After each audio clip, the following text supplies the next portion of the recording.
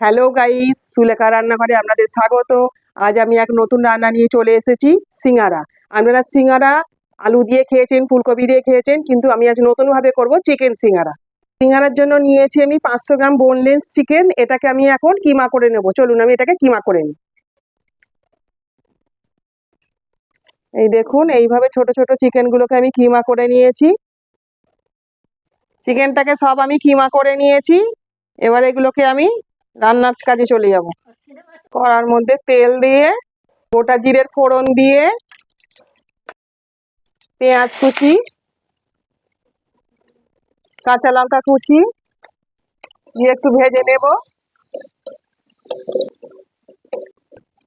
পেঁয়াজটা ভাজা হয়ে গেছে।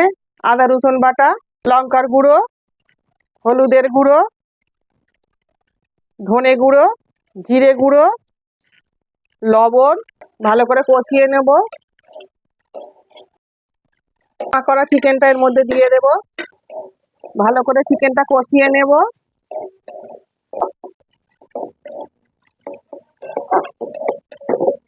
মশলাটা বসে যাচ্ছে, অল্প একটুখানি জল দেব, দিয়ে ভালো করে কষিয়ে নেব।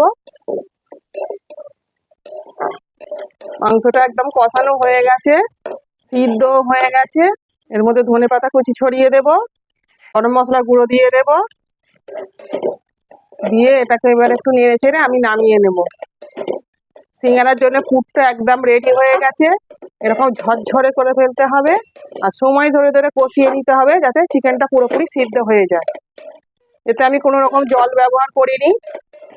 গ্যাসের আঁচ কম করে করে কষিয়ে কষিয়ে চিকেনটা পুরো সিদ্ধ করে নিয়েছি। আমি একটা পাত্রে নামিয়ে নেব। দেখুন কতটা ঝরঝরে হয়েছে।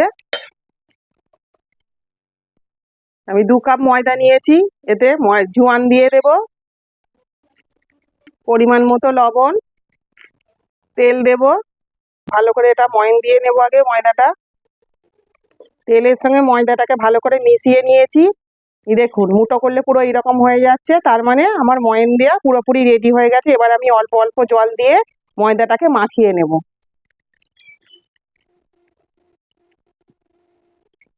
ময়দাটা মাখানো আমার হয়ে গেছে, এটা একটু শক্ত করে মাখাতে হবে।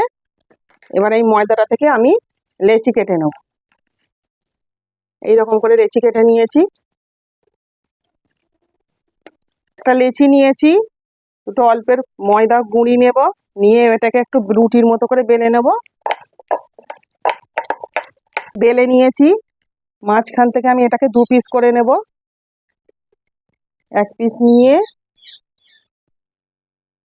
এই রকম করে ভাঁজ করে এটাকে মুখটা বন্ধ করে দেব। এই রকম করে খুলিটা করে নিয়েছি।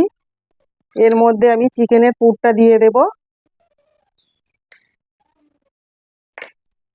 এবার মুখটাকে আমি এরকম করে বন্ধ করে দেব।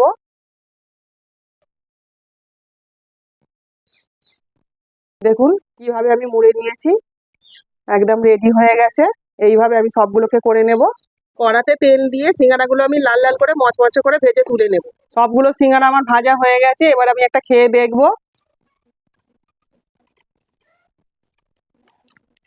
দেখুন কতটা মচমচে হয়েছে। আমি সস দিয়ে ভরে ভরে খেয়ে নেব।